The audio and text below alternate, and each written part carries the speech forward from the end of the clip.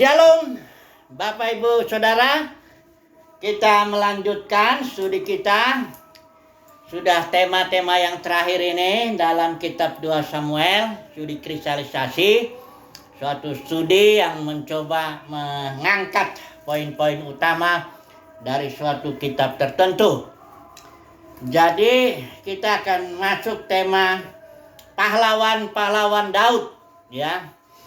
Ini pahlawan, pengertiannya pahlawan Daud itu adalah orang-orang yang mendukung Daud untuk menjadi raja, atau orang-orang yang berjuang membangun kerajaan Daud, ya. Itu yang dimaksud pahlawan, bukan orang-orang yang berperang. Ya, nanti kita melihat Yoab ini, atau sekarang aja kita lihat yang sebentar ini Yoab. Yoab itu dari mulai Daud dikejar-kejar Saul, dia sudah ikut, ya, karena Daud itu ketika dia dikejar Saul itu ada sekitar 400 orang dari keluarga Daud itu semua. Karena Yoab ini ibunya itu Jeruya. Itu Jeruya ini kakaknya Daud. Jadi mereka punya hubungan keluarga begitu, ya. Yoab ini punya adik Abisai, ada lagi adiknya Asael yang mati dibunuh oleh Abner. Nah, jadi Yoab ini sudah ikut Daud dari sejak Daud masih dikejar-kejar Saul, ya. Dan karena Yoab ini ya pandai berperang atau bagaimana, akhirnya dia jadi panglima. Ya, dia menjadi panglimanya Daud seumur hidupnya. Sebelum pada akhirnya dia nanti memberontak mengikuti Adonia itu anak Hagit itu yang coba meninggikan diri ketika Daud akhirnya memilih Salomo, tapi nggak ada di sini, adanya di kitab 1 Raja-Raja, nantilah itu kita lihat. Tapi intinya Yoab ini terus menjadi panglima Daud, jabatannya sudah tertinggi lah, ya, di dalam panglima perang itu, ya. Kemudian di dalam daftar ini Yoab tidak dimasukkan dalam daftar pahlawan Daud, ya.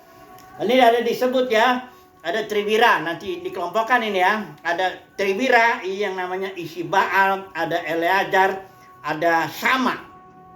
Ini perbuatannya pun dia dibuat di sini, ya, perbuatan daripada Triwira. Ini satu kelompok yang bahkan Abisai pun adiknya Yoab yang menjadi kepala, satu lagi kelompok 30. Jadi ada kelompok Triwira. Ini Ishibaal ini perbuatannya tuh mengayunkan tombak, 800 orang tertikam mati. Ya, padahal di sini ada lagi satu Eleazar. Ini juga dia mempermainkan orang Filistin, padahal orang-orang Israel telah mengundurkan diri. Kemudian ada lagi Sama, ya, anak Age, orang Harari, ya. Dia tentara sudah melarikan diri, dia masih bertahan. Inilah Triwira yang tidak bisa disamai bahkan oleh si Abisai ini. Karena Abisai ini menjadi kepala yang 30 orang ini. Yang 30 orang ini termasuk di sini ada Uria orang Het yang suaminya Batseba yang dibunuh oleh Daud, ya. Ini dia disebut pahlawan. Kemudian bahkan di sini pembawa senjata Yoab sendiri. Ya, ini namanya Naharai orang Beerot. Pembawa senjatanya Yoab itu dia adalah pahlawan. Sementara Yoab sendiri tidak didaftarkan sebagai pahlawan. Walaupun perbuatan Yoab itu dia membunuh banyak musuh Israel, dia punya jabatan yang tinggi, tertinggi lah, ya, udah namanya udah panglimanya, ya. Nah, sekarang mengapa demikian, ya, Yoab ini kita lihat dulu, ya. Yoab ini akhirnya dia mati dipancung oleh Benaya itu karena perlakuannya terhadap Daud, ya.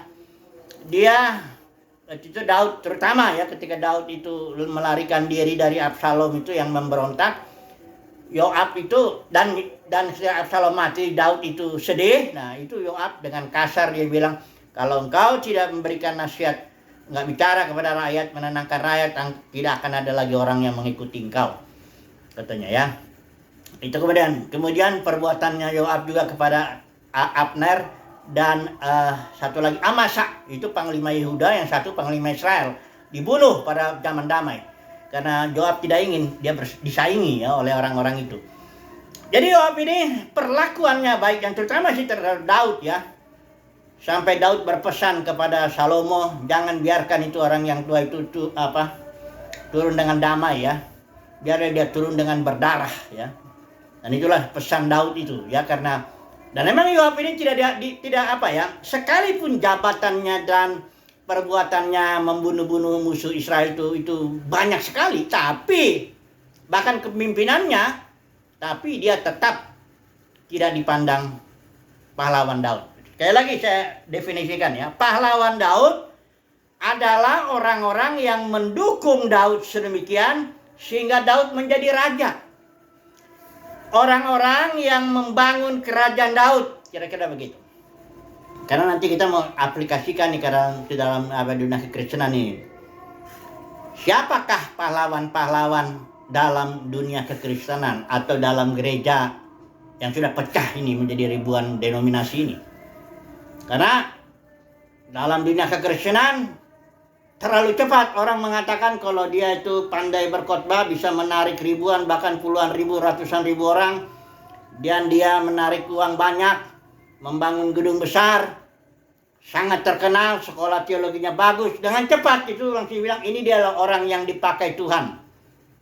Ya, pahlawan dalam kerajaan Mesias. Sekarang ini saya sedang membandingkan kerajaan Daud dengan kerajaan Mesias. Pahlawan dalam kerajaan Daud sudah jelas adalah orang-orang yang bukan hanya jabatannya aja yang dimasalahkan. Pertanyaannya, apakah orang-orang ini membangun kerajaan Daud atau tidak? Bagaimana sikapnya terhadap Daud sendiri? Kalau dalam Mesias ini, karena Yesus ini datang di sini mendirikan kerajaan. Jangan salah ya. Yesus datang ke dunia ini, dia jelas dia ngomong sama Pilatus. Pilatus tanya, apakah engkau raja? Katanya. Loh, kata Yesus, untuk itulah aku datang. Karena aku ini raja, aku datang ke bumi ini untuk menegakkan kerajaanku di bumi.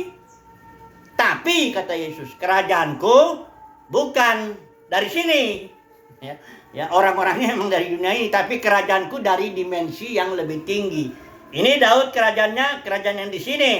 Istananya, istana yang di sini, jasmani. Musuh-musuhnya jasmani.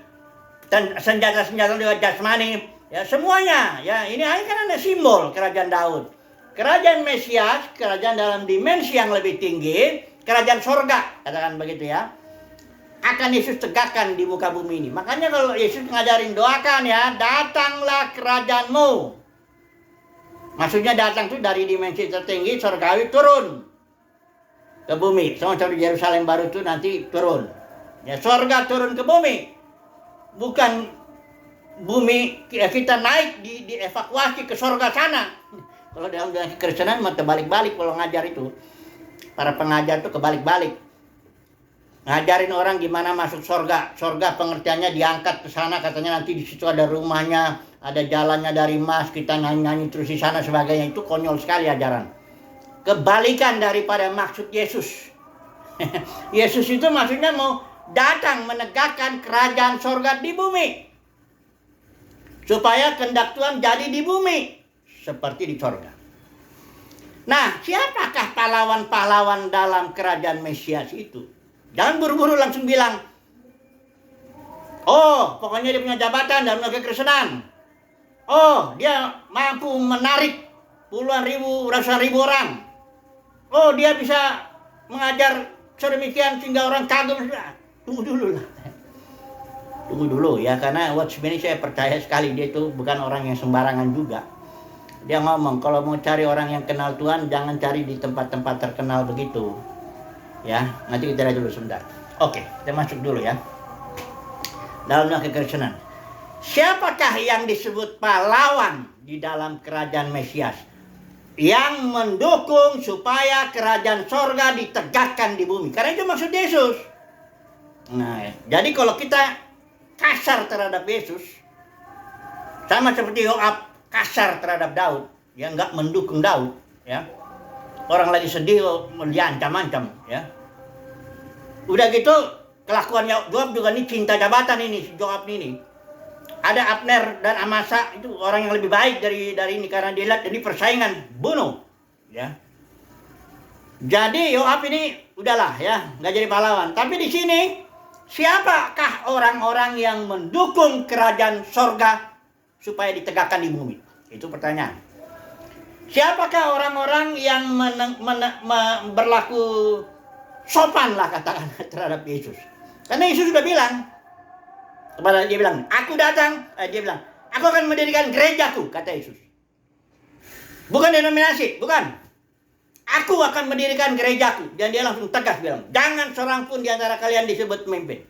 Itu Matius 23 konteksnya. Yesus sedang mengajarkan kepada orang banyak, ingat ya, ahli Taurat, orang Farisi menduduki kursi Musa. Artinya dia punya otoritas, punya jabatan, sehingga dia harus ditaati. Maka Yesus bilang, taatilah setiap ajarannya. Tapi jangan ikuti kelakuannya, karena mereka mengajarkan tapi nggak melakukannya. Itu konteks perjanjian lama ya, kursi Musa. Tapi dalam perjanjian baru, dalam gereja, tetapi kamu, kata Yesus, jangan seorang pun di antara kamu disebut pemimpin. Bukan nggak ada pemimpin, karena Yesus sendiri yang memberikan rasul, nabi, penginjil, mengajar. Ada pemimpin, tapi tidak boleh ada jabatan, tidak boleh ada otoritas. Karena akulah pemimpinmu yang berotoritas. Aku akan atur gerejaku melalui rohku. Roh pemberi hayat itu. Life giving spirit. Kemudian Yesus bilang, jangan seorang pun di antara kalian disebut rabi ya. Artinya punya jabatan sebagai guru dengan otoritas terhadap murid-muridnya. Tidak boleh. Kalau karunia mengajar, ada. Akulah yang memberikan itu karunia mengajar kepada beberapa orang yang aku mau berikan. Tapi kalau jabatan, otoritas terhadap murid, terhadap umat Tuhan, enggak. Aku sebagai rabi. Ya, enggak boleh ada saingannya. Kemudian jangan seorang pun disebut kamu bapak. Dalam arti, bukan seperti yang Paulus bilang kan dia bapak karena dia memperanakan jemaat Korintus. Maksudnya bapak dalam punya otoritas terhadap anak, itu loh. Yang Yesus bicara itu otoritas karena konteksnya sedang bicara kursi Musa yang ada di dalam perjanjian lama. Memang betul. Kamu seperti Daud itu punya jabatan-jabatan, nggak apa-apa. Memang itu simbol. Tapi di sini dalam kerajaan Mesias, siapa yang menjadi hamba, doulos istilah Yunani itu artinya orang yang tidak punya hak, tidak punya otoritas, bahkan namanya pun tidak ada. Banyak orang hanya disebut, kau ini hambanya si Anu, budaknya si Anu, tidak punya apa-apa, tidak punya hak. Lalu dalam kekristenan kan yang sekarang sudah jatuh menjadi ribuan denominasi, apa yang terjadi? Saya mau jelasin dulu ini. Supaya kita tahu siapa pahlawan. Ya mudah-mudahan ya, memang nanti tahunya di hari penghakiman, ya ketika Matius 7 itu ayat 21, 23. Di situ Yesus terus terang. Kan tapi lebih bagus lah. Sekarang ini saya terus serang supaya mudah-mudahan ada yang bertobat gitu loh. Ada yang mau melepaskan jabatan, bertobat, nggak lagi bangun kerajaan sendiri, tapi bangun kerajaan sorga. Nggak lagi bangun aliran sendiri, tapi bangun ajaran Tuhan. Ajaran palsu itu, ini dulu ya, dibilang gampang loh sebenarnya ini. Dalam Kisah Para Rasul 20, Paulus sudah bilang, dari antara kalian, nih Paulus bicara sama para penatua di Efesus, tapi ketemunya di Miletus. Waktu itu Paulus mau ke Yerusalem, dia nggak mau waktu yang habis di Asia.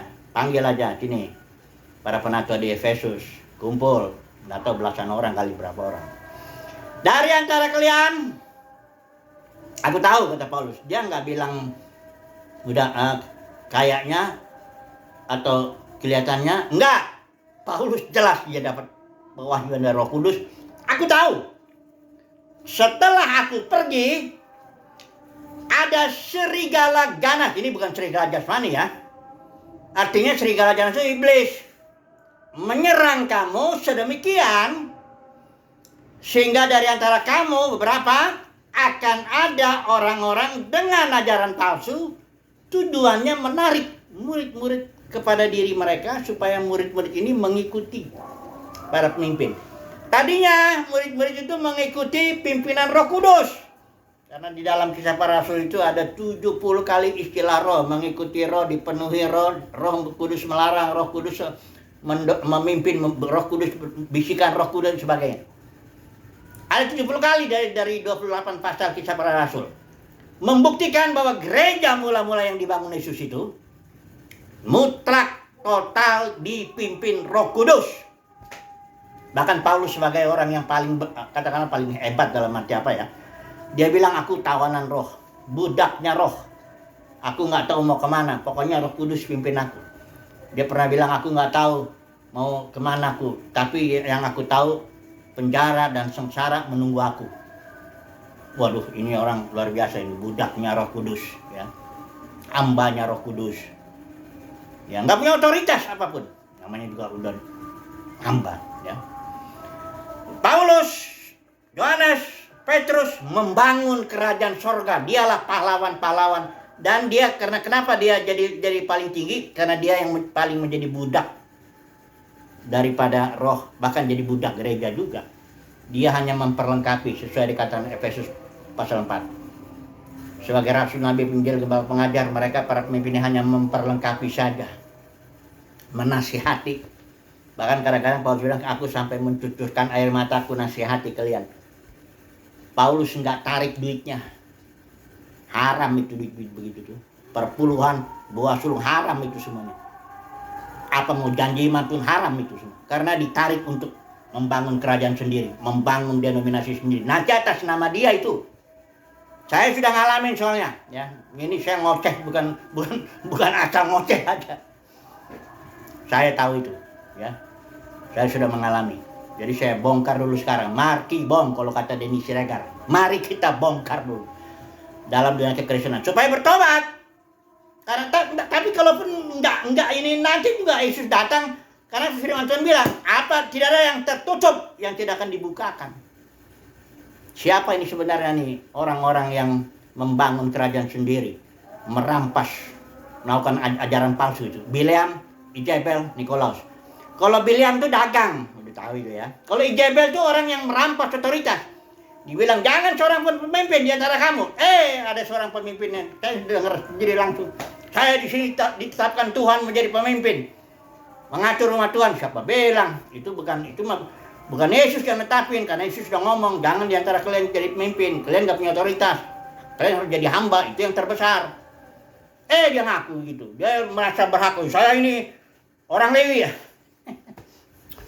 Lewi dari mana? Orang bukan orang Israel ke orang Indonesia sih. Jangan tipu-tipu lah. Jangan ngoceh, nggak takut Tuhan. Kita semua akan menghadap tahta pengadilan Kristus, mempertanggungjawabkan semua yang kita katakan nanti, kelakuan kita nanti terhadap umat Tuhan itu. Karena serigala ganas ini mencabik-cabik gereja. Kalau orang bangun kerajaan sendiri, bangun denominasi, dia mencabik-cabik gereja. Ya. Kalau saudara dan saya mau bangun gereja, menghormati Yesus, jangan lakukan ajaran ini, 3 ini, ajaran palsu. Ajaran palsu itu adalah dunia kekristenan ya.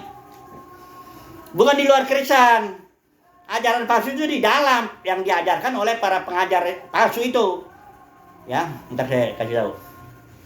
Ijabel, jangan ajaran ini, jangan rampas otoritas Tuhan. Jadi hamba, buang tuh semua jabatan-jabatan. Melayanilah, perlengkapi umat Tuhan dengan karunia yang ada padamu. Itu aja. Jangan tarik orang kepada dirimu. Jangan tarik duitnya lagi, lebih dosa lagi itu. Dosa sekali tuh. Ajarin perpuluhan, buah sulung, janji iman atau apa, tarik-tarik duit, dosanya besar. Nanti kita lihat. Itu Bileam ya. Jangan lagi merampas, Jebel. Jangan Nikolaus. Nikolaus itu menaklukkan kaum awam.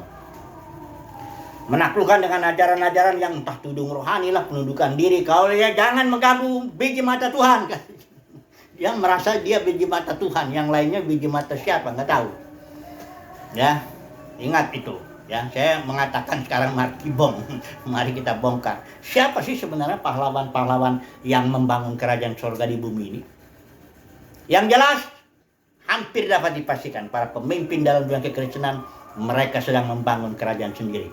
Mereka sedang menarik murid-murid kepada diri mereka sendiri, kepada aliran mereka. Mereka bangun gedung besar-besar untuk kemuliaannya sendiri. Tidak ada. Gereja mula-mula tidak ada yang dipimpin membangun gedung. Baik Paulus, baik Petrus, baik Yohanes, semuanya. 200 tahun pertama, gereja tidak ada bangun-bangun gedung. Nggak butuh gedung soalnya gereja. Yang butuh tuh pemimpin yang menarik murid. Yalah, kalau saya menarik murid, saya butuh gedung untuk menampung murid-murid ini. Makin bagus gedung saya, makin banyak dan makin pandai saya membuat acara sedemikian, entertain, makin banyak orang datang. Hari penghakiman sudah dekat, ya. Hari penghakiman sudah dekat. Barangkali sementara saya ngomong, Yesus datang menampakkan dirinya, bukan secara jasmani ya. Tampilnya putra-putra Elohim, langsung disitulah penghakiman dimulai. Sebenarnya sekarang sudah dimulai penghakiman. Karena Yesaya 26 ayat 9 mengatakan, apabila engkau menghakimi bumi, bumi itu mengenal kebenaran. Memang perlu. Dan yang pertama dihakimi gerejanya dulu, umatnya dulu. Coba dulu saya mau sampaikan dulu ya, supaya kita yakin ini ya, nggak usah ini secara cepat saja ya. Bahwa di dalam gereja itulah pengajar palsu itu. Lalang itu adalah dalam kerajaan sorga. Nih coba dulu ya, saya ambil dulu perumpamaan dalam perjanjian baru untuk membuktikan bahwa para pengajar sesat lah, yang lalang lah, yang gadis bodoh lah, yang talentanya satu talenta itu, yang ikan-ikan yang nggak baik, ya pukat itu semuanya di dalam kerajaan sorga, di dalam dunia kekristenan. Coba dulu ya, sebentar ya, dengan cepat aja. Atau penabur lah ya, dari mulai penabur dulu ya. Itu ada 3 kategori yang ditaburkan di dalam yang satu itu nggak bertumbuh, itu bukan orang Kristen itu. Karena yang bertumbuh itu di tanah tipis, ini bertumbuh tapi nggak berbuah. Ya, ini dalam dunia kekristenan ya. Ini juga bertumbuh tapi dihimpit oleh tipu daya dan semak duri itu ya. Ini baru yang bertumbuh. Ada yang 30, ada yang 60, ada yang 100. Kemudian perumpamaan tentang lalang di antara gandum. Ini ya. Saya baca penjelasannya, ayat 41 ini. Anak manusia akan menyuruh, ini lalang itu kan ditanam dulu gandum, itu terus iblis menanam lalang. Banyak orang pikir kalau lalang ini orang-orang di luar Kristen yang tidak lahir baru. Itu yang salah. Perhatikan di sini ayat 41 penafsiran Yesus nih. Anak manusia akan menyuruh malaikat-malaikatnya dan mereka akan mengumpulkan segala sesuatu yang menyesatkan. Menyesatkan istilah Yunani itu anomia, lawlessness. Itulah yang dikatakan dalam Matius 7 ayat 21-23. Di mana ada orang-orang ngaku di sini, Tuhan, bukankah kami bernubuat demi namamu? Ini jelas orang Kristen nih. Melakukan banyak mukjizat demi namamu. Orang Kristen juga itu. Melakukan mengusir setan demi namamu. Yesus tidak menyangkal dia itu mengusir setan demi nama Tuhan, enggak. Yang Yesus sangkal, kau pembuat kejahatan, anomia, yang dikatakan di sini. Ingat ya, Matius 7 ayat 21 sampai 23 itu adalah orang-orang top dalam dunia kekristenan itu pasti. Karena dalam dunia kekristenan kalau sudah punya karunia mengusir setan, karunia menyembuhkan, karunia mujizat, itu kan laku lah ya. Kalau istilahnya pembicara-pembicara KKR itu. Enggak mungkin orang biasa itu. Tapi itu ditolak karena melakukan anomia, lawlessness, kejaran hukum, langgar aturan main kerajaan sorga. Aturan main kerajaan sorga itu jangan ajarin 3 ajaran palsu ini, Jebel, Biliam, Nikolau. Jangan hidup di sini. Ya kalau hidup di sini itu melanggar aturan main. Aturan main kerajaan sorga itu jadi hamba. Itu aturan main. Dolos, jadi budak. Budaknya roh ya budaknya gereja, hanya memperlengkapi umat Tuhan. Jangan tarik umat Tuhan ke dalam kepada diri kita sendiri, bangun kerajaan sendiri. Itu melanggar aturan main. Tegas itu. Yesus itu nggak pandang muka ke dalam menghakimi. Siapa yang melanggar aturan main? Aturan main kerajaan surga jelas. Jadi hamba. Paulus bilang, seorang prajurit. Kalau tahu kan, kalau udah prajurit yang baik itu katanya nggak memusingkan dirinya supaya berkenan kepada komandan. Prajurit itu nggak boleh main-main punya otoritas prajurit tinggal dengar aja suara komandan udah. Ini dia ya. Mereka mengumpulkan segala sesuatu yang menyesatkan semua orang yang melakukan kejahatan dari dalam kerajaannya. Di sini istilah Yunani atau preposisi itu out from among, berasal dari dalam, dari antara umat kerajaan ini ada yang jahat. Yang melakukan anomia, yang nggak tahu aturan. Jadi dalam kerajaan sorga itu bukan hanya yang baik aja. Perumpamaan lalang itu ada di dalam. Atau ikan, pukat, lempar, masuk. Kan semuanya dalam jala. Banyak yang dipanggil, sedikit nanti yang dipilih. Dipilih dulu ikan-ikan yang benar. Ya, gitu. Atau perumpamaan apa? Gadis bijaksana, gadis bodoh. Itu gadis sama-sama bukan gadis bijaksana, janda bodoh. Enggak. Itu kalau kita tafsirkan gadis bijaksana adalah orang Kristen yang sudah lahir baru melayani Tuhan, maka gadis yang bodoh itu juga orang sudah yang lahir baru. Hanya bodoh, gitu aja. Misalnya hamba 5 talenta, 2 talenta, 1 talenta. Kalau hamba yang 5 talenta, 2 talenta, kita bilang ini orang Kristen, hamba Tuhan. Berarti yang hamba 1 talenta, hamba Tuhan juga. Tapi tidak menggunakan talenta, malas dan jahat. Gitu. Ya. Jadi,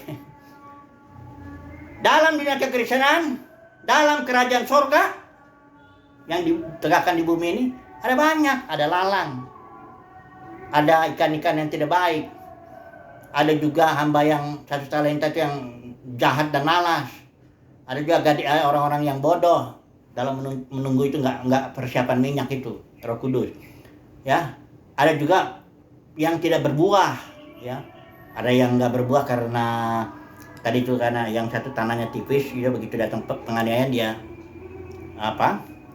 Ada juga yang karena tipu daya kekayaan dan tipu daya kekayaan dan kekhawatiran hidup. Jadi semuanya itu dalam kerajaan surga. Semua itu dalam dunia kekristenan. Maka itu nanti kita disaring di situ. Yang mana ini? Ya, jangan selalu berpikir. Sekarang ini ada perumpamaan ya, nubuat Paulus ya. Itu adanya di ini. Di 2 Timotius ini ya. Coba dulu kita lihat ya. Nubuat Paulus 2 Timotius 3. Di banyak orang berpikir keadaan zaman akhir itu ketahuilah bahwa pada hari ini akan datang masa yang sukar karena manusia. Jadi dipikir itu adalah seluruh manusia secara umum. Memang betul.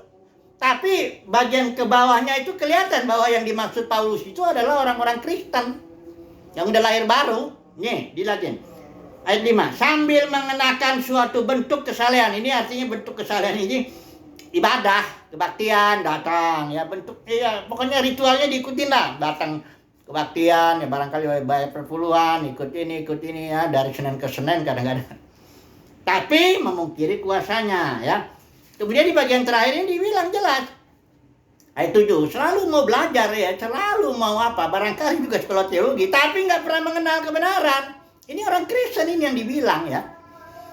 Dan ayat 8 lebih tegas lagi dicontohkan, Janes dan Jambres ini orang-orang dalam umat Tuhan yang menentang Musa ini.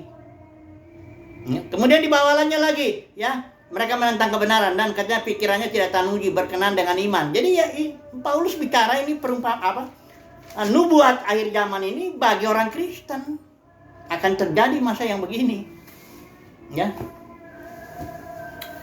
Jadi kesimpulannya apa nih? Siapa nih pahlawan dalam kerajaan Mesias? Siapa nih pahlawan yang mendukung Yesus supaya menjadi raja? Ya bukan yang bangun kerajaan sendiri. Ya. Yang menghormati Yesus. Kalau Yesus bilang, jangan seorang pun di antara kalian pemimpin.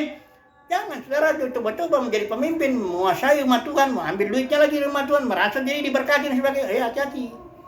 Ya kita para pemimpin itu bisa menaklukkan kaum awam, bahkan menipu kaum awam. Menjadi pencuri dan perampok sesuai dengan Yohanes 10 itu. Yesus membandingkan gembala yang baik menyerahkan nyawanya. Kalau perampok itu cuma ngambil duitnya doang, itu perampok. Makanya kalau ditanya orang, kamu jemaatnya berapa? Saya cuma 3 jemaatnya. Itulah anak kandung saya. Sebab saya mau mati untuk yang 3 itu. Saya udah pernah cerita kalau nanti itu anak itu, sudah habis.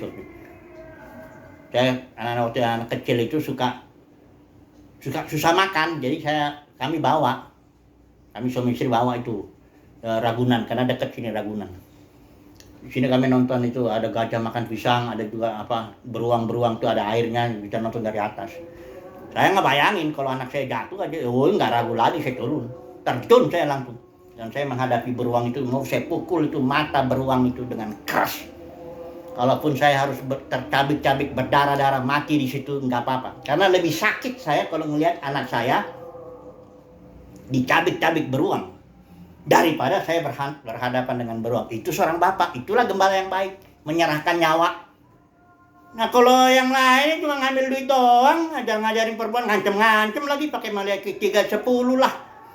Pakai buah sulung itu apa, muliakan Tuhan dengan hartamu, macam-macam ini tipu-tipu ini. Perampok itu kalau Yohanes 10 ayat itu, di Yohanes 10 itu bukan iblis perampoknya.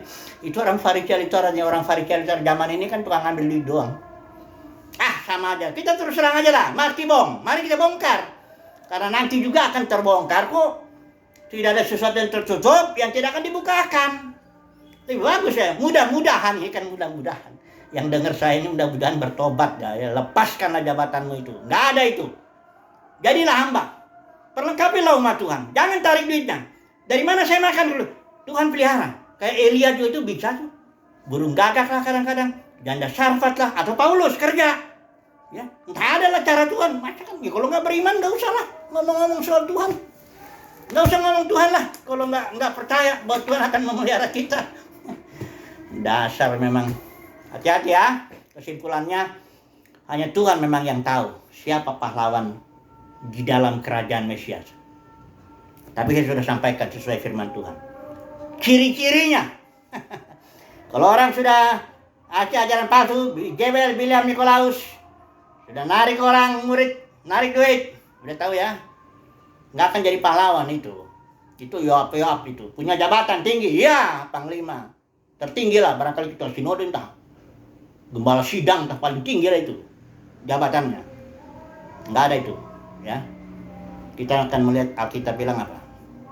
Tapi siapa yang jadi dulos, budaknya Tuhan, budaknya gereja dalam artiannya memperlengkapi umat Tuhan, nggak narik apa-apa, itu yang terbesar. Udah deh.